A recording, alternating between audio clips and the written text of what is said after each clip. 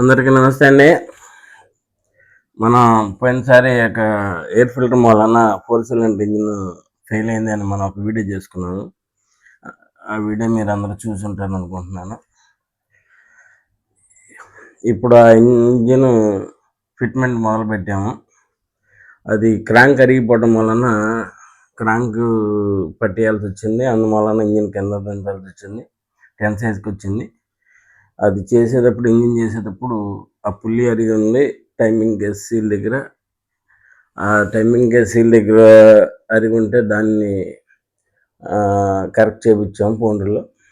తర్వాత fry wheel ring కూడా అరిగిపోయింది. ఆ సెల్ఫ్ మోటార్ బండి ఎక్కిపోవడం వలన ఈ ఫ్రై వీల్ రింగ్ అరిగిపోయింది. సెల్ఫ్ మోటార్ చేయించి ఫ్రై వీల్ రింగ్ కూడా కొత్తది వేసాము.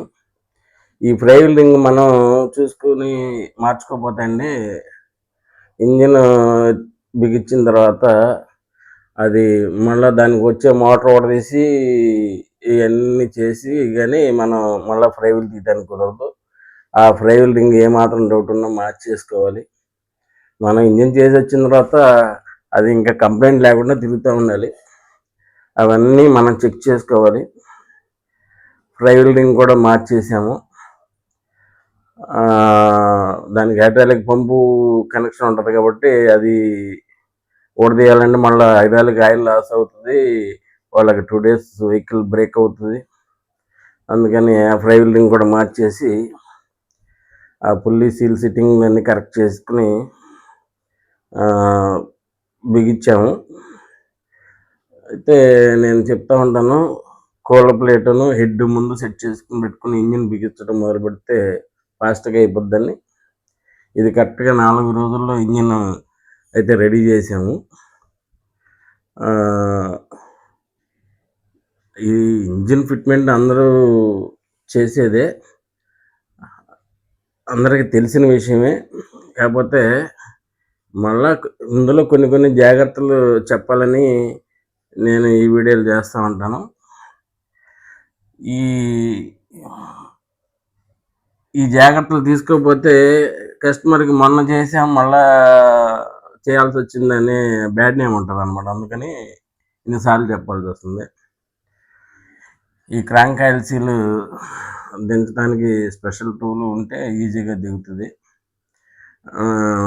మా కుర్రోడు చూడండి, నేను ఆ సీల్ దించుతామంటే నేను సెల్ లైట్ వేస్తుంటే టెస్ట్ ల్యాంప్ పైన కట్టేసి ఉంది, సీలే కదా అన్నట్టుగా దించుతామంటే నేను వేసిన దానికంటే అతను మనం టైమింగ్ చూసుకోవడానికి ఫ్రైల్ మీద హోల్ ఉంటుంది కదా, సెల్ ఆ హోల్ మీద పెట్టుకుంటే క్లియర్గా కనబడుతుంది. చూశారు కదా. అంటే ఒక్కొక్క మనిషికి ఒక్కొక్క ఐడియా వస్తూ ఉంటుంది. అందుకోసం చెప్తున్నాను అనమాట. మామూలుగా బయట నుంచి మనం సెల్ లైట్ వేసిన దానికంటే ఆ కుర్రాడు అక్కడ సెల్ పైన పెట్టుకుంటే మొత్తం ఫోకస్ అంతా పడుతుంది. బ్యాక్ ఇంకా ఆయిల్ సీల్ వేసాం, ఫ్రై వీల్ బిగించాం, ఫ్రంట్ టైమింగ్ అయిపోయింది. టైమింగ్ వీల్స్ వేసిన తర్వాత టైమింగ్ కేసు వేసాం. టైమింగ్ కేసు వేసిన తర్వాత ఆ సీల్కి మా స్పెషల్ టూల్ ఉంది, అది వేసినట్టు బిగిస్తే సీల్ సైడ్ అవ్వకుండా కరెక్ట్గా ఫిట్మెంట్ అయిపోద్ది. అయితే ఆ పుల్లి నట్టుగానే కంపల్సరిగా థ్రెడ్ లాక్ వేసుకోవాలి. ఆ పుల్లి నట్టుకి థ్రెడ్ లాక్ వేసి మిషన్తో ఫుల్ టైట్ చేసాం. చూస్తున్నారు కదా. ఈ థ్రెడ్ లాక్ వేస్తే మళ్ళీ నట్ లూజ్ అయ్యే అవకాశం ఉండదు. థ్రెడ్ లాక్ వేసి నట్ టైట్ చేసాం. ఆల్మోస్ట్ ఆల్ ఇంజిన్ కంప్లీట్ అయింది మొత్తం. అంటే ఓడ తీసిన రోజు ఒకరోజు, పౌండీ వర్క్ ఒకరోజు, ఫిట్మెంట్ ఒకరోజు, 3 రోజులు అక్కడికి. తర్వాత 4వ రోజు వచ్చేసి ఇంజిన్ ఫిట్ చేసాం. ఇంజిన్ రెడీ అయిపోయింది కాబట్టి మా వెహికల్ ఇంజిన్ని లిఫ్ట్ చేసుకుని, వాళ్ళ దగ్గర క్రైన్ ఉంటుంది కానీ వాళ్ళు రావటం ఇదంతా లేట్ అయిపోద్దని మా క్రైన్, ఇంజిన్ ఎత్తే క్రైన్ తీసుకుని వెళ్ళాం. కంప్రెసర్ దగ్గర ఇంజిన్ లిఫ్ట్ చేసాం. చేస్తున్నారు కదా. మన క్రైన్ ఉంటే ఈజీగా ఉంటుంది. వాళ్ళు వచ్చేదాకా వెయిట్ చేయటం ఇదంతా లేట్ లేకుండా. ఎండలు మండిపోతున్నాయి. అందుకని కొద్దిగా చల్లబడిన తర్వాత బయలుదేరి వెళ్ళి బిగించాము. మన క్రైన్ తీసుకెళ్ళటం వలన చాలా ఈజీగా వర్క్ అయిపోయింది. ఇంజిన్ దాని మీద కూర్చోబెట్టేసాము. ఇక తర్వాత అసలు ముఖ్యమైన ఘట్టం ఏంటంటే ఎయిర్ ఫిల్టర్. ఈ ఇంజిన్ ఫెయిల్ అవటానికే ఎయిర్ ఫిల్టర్. నేను అంతకుముందు వీడియోలో చెప్పాను, అది లోకల్ ఎయిర్ ఫిల్టర్లు వేసి ఉన్నాయి. ఆ ఎయిర్ ఫిల్టర్కి రింగు హైట్ చాలా తేడా ఉంది. ఒకటి అది ఆ హైట్ తక్కువ అవటం వలన అక్కడి నుంచి డస్ట్ ఎంట్రీ అవ్వటం, సైడ్ అవ్వటం ఇవి ఉంటుంది. దీని పెద్ద ఫిల్టర్ రింగ్ చూస్తారు కదా, ఇది కూడా హైట్ తేడా ఉంది. ఈ హైట్, ఈ సిట్టింగ్ ఒరిజినల్ ఫిల్టర్కి లోకల్ ఫిల్టర్కి ఎంత వేరియేషన్ ఉందనేది మనకి కనబడుతుంది. మళ్ళీ మనం చేసిన ఇంజిన్ ఫెయిల్ అవ్వకుండా ఉండాలంటే ఈ జాగ్రత్తలన్నీ చూసుకోవాలి.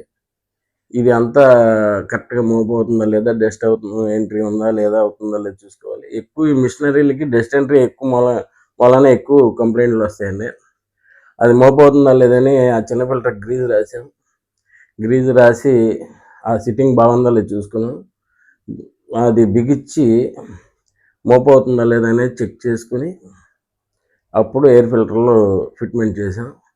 అయితే ఈ ఎయిర్ ఫిల్టర్కి నాకు తెలిసినంత వరకు అండి, అవుటర్ ఫిల్టర్కి ఎలాగా రౌండ్ రింగ్ ఉందో ఇన్నర్ ఫిల్టర్కి కూడా అలాగ రింగ్ ఉంటే సైడ్ అవ్వకుండా ఉంటుంది. ఇప్పుడు మనం అంటే మోపింగ్ అవన్నీ చూసుకుంటాం, తర్వాత వాళ్ళు కస్టమర్ ఇవన్నీ మోపింగ్లు చూసుకోరు కదా, మామూలు బిగించేస్తారు. ఇది కొద్దిగా సైడ్ అయిందంటే పోద్ది. ఇప్పుడు ఆ లోపల ఉన్న రింగ్ లాంటిదే, అవుటర్ ఫిల్టర్కి ఉన్న రింగ్ లాంటిదే ఇన్నర్ ఫిల్టర్కి కూడా రింగ్ ఉంటే ఎయిర్ ఫిల్టర్ మనం వెల్డింగ్ చేయించాలన్నా అంత కరెక్ట్గా రాదండి ఆ సిట్టింగ్. కంపెనీయే ఎయిర్ ఫిల్టర్కి లోపల కూడా ఇంకొక సిట్టింగ్ ఇస్తే అక్కడి నుంచి డస్ట్ వెళ్ళకుండా ఉంటుందని నా అభిప్రాయం. ఇంజిన్ అయితే మొత్తం కంప్లీట్ ఫిట్మెంట్ అయిపోయింది. రేడియేటర్తో సహా వాటర్ పోసాం. ఇంకా చీకటి అయిపోయింది. మార్నింగ్ వచ్చి స్టార్ట్ చేస్తాం. మార్నింగ్ స్టార్ట్ చేసాం.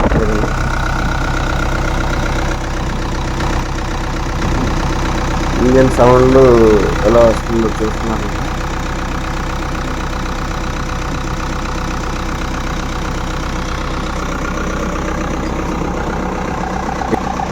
చూశారు కదా ఇంజిన్ సౌండ్ ఎంత ముచ్చటగా ఉందో. మీరు అందరూ మన ఛానల్ సబ్స్క్రైబ్ చేయండి, లైక్ కొట్టండి, షేర్ చేయండి. Thank you very much. మళ్ళీ మంచి వీడియోలో కలుద్దాం.